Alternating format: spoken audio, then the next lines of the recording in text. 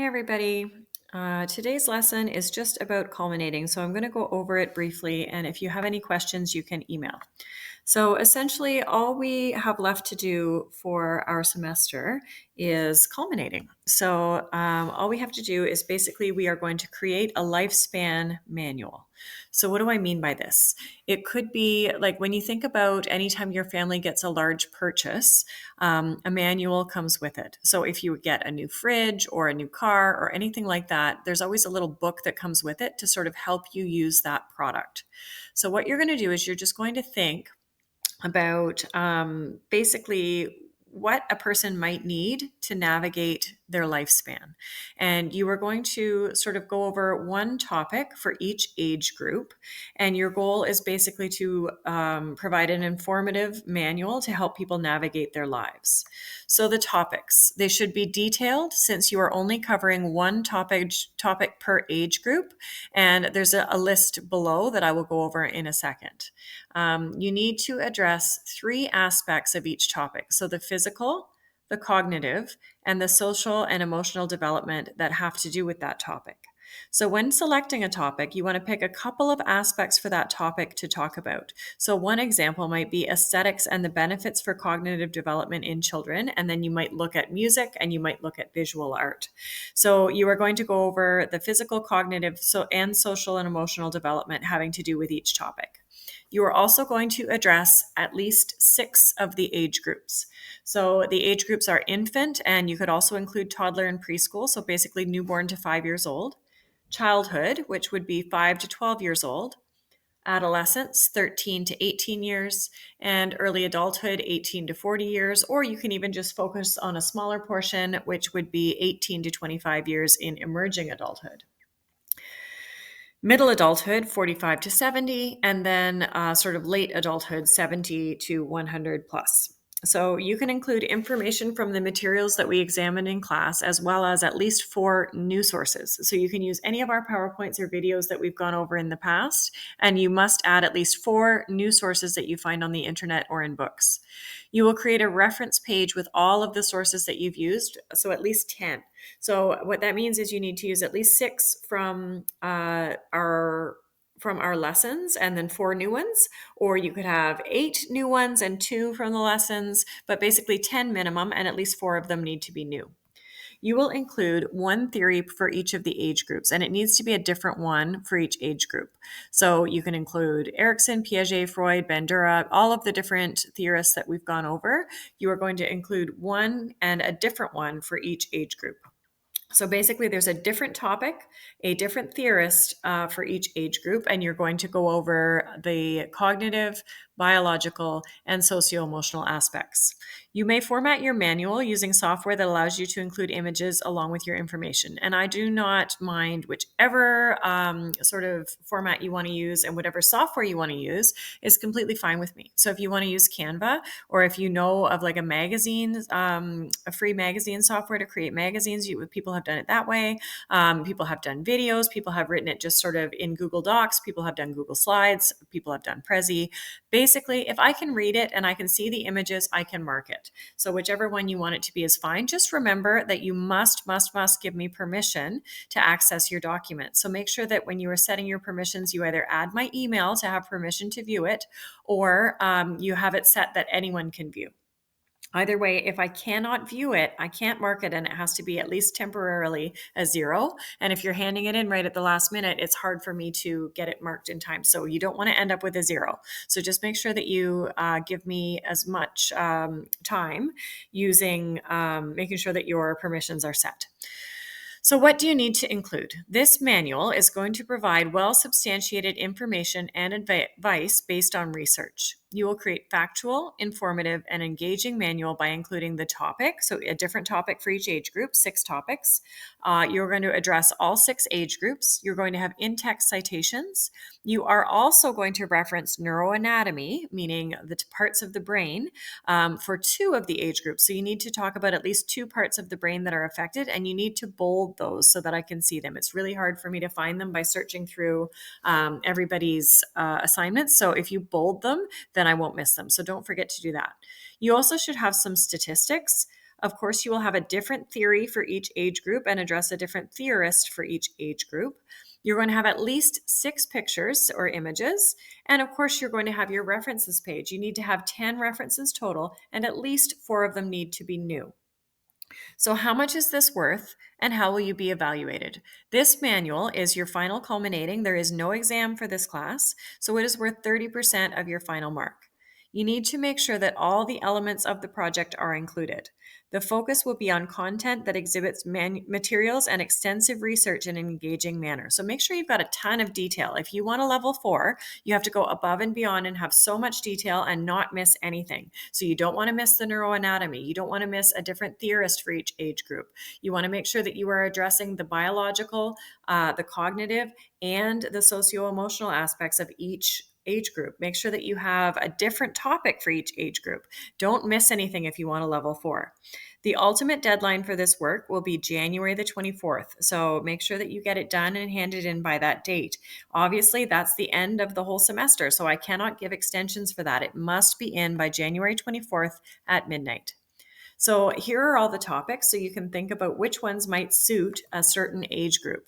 So for example, if you're looking at death and grieving, that might be something that you're focusing on in sort of older age. Same with senior abuse and neglect, retirement. Those are all sort of things that happen from 45 up to 100. So you want to choose an appropriate age group for those topics. If you're looking at relationships and dating, you might want to look at sort of emerging adulthood for that, or even the teen years for that. If you're looking at developmental delays, that might be appropriate to look at in the childhood section. So you can look at all of these different ideas, and just because the topic is not on this list, it does not mean that you can't choose it. These are just ideas, and if there's something else that we went over or that we could have gone over, you are more than welcome to choose that as well, as long as it relates to the lifespan. So I know what you're thinking. You're going to want to know what questions have been asked for before, and what does our class calendar or our course calendar say about culminating. So the ultimate deadline for term work is January the 16th. I've also said the 19th is okay. People have asked for a few more days. So the 19th is okay for term work. So do make sure that that is handed in by January the 19th. So that means anything except for culminating should be in by this Friday, January the 19th. Culminating outline. So the outline should also be in by Friday. There is a template here. So basically all you have to do is fill out the template, which I'm going to show you now.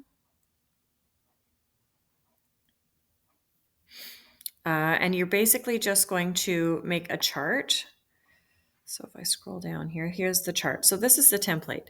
So you're going to write down each of the age groups. You're going to say which theory you're going to talk about. You're going to say which topic you wish to talk about. And you're also going to add the biological, cognitive, and socio-emotional aspects in point form. So this is basically just a planner. So your outline is really just a planner that tells me sort of what you are going to be doing as far as which topics for which age group. So essentially, it is just a outline that kind of talks about what you are going to be discussing in your lifespan manual. So if you hand in that template, this chart, that is enough. It doesn't have to go into too much detail. Point form is fine. It's basically just a planner that tells me sort of which topics you're going to cover according to which age group, which theorist you feel best suits, and then you are also going to say which socio-emotional, biological, and cognitive aspects you are going to cover.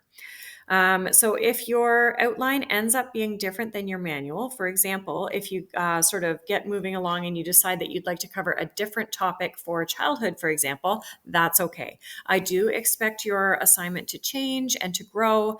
So if it doesn't match your outline exactly, that's completely fine. I just want you to submit that planner by Friday, please.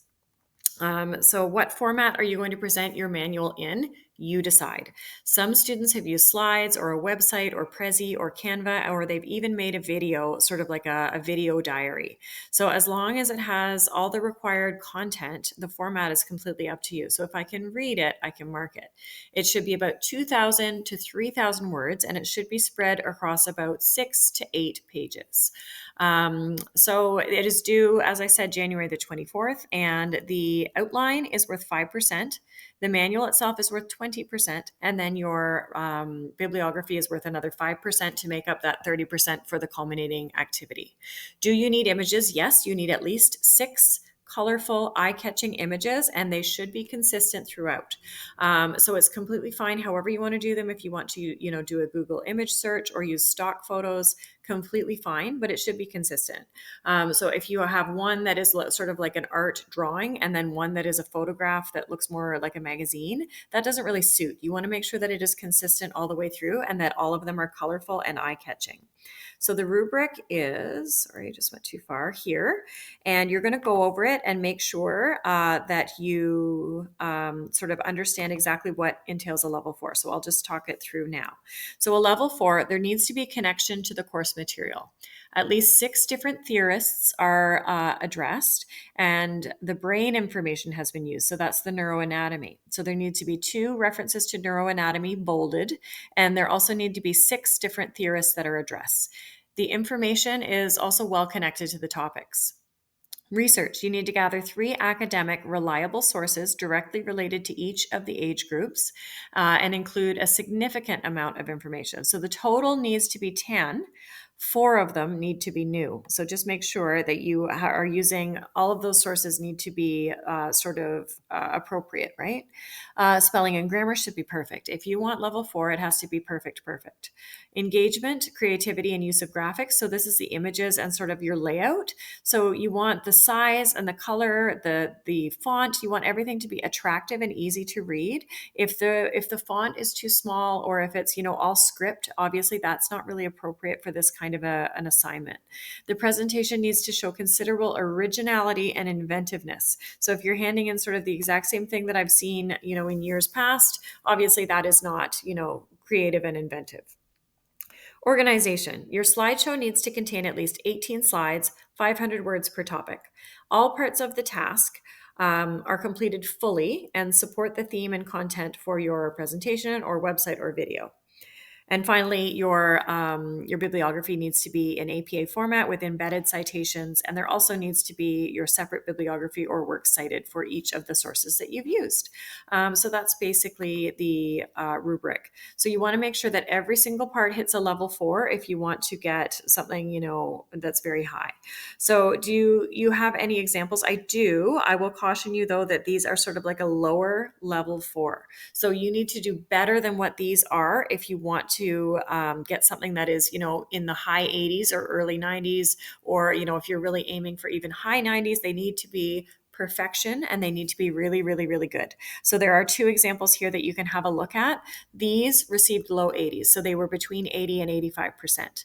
And then finally, of course, your bibliography is about 5% overall and needs to be in APA format. You need to have at least 10 sources and at least 4 of them need to be new. So that's about it. That's our lesson for today.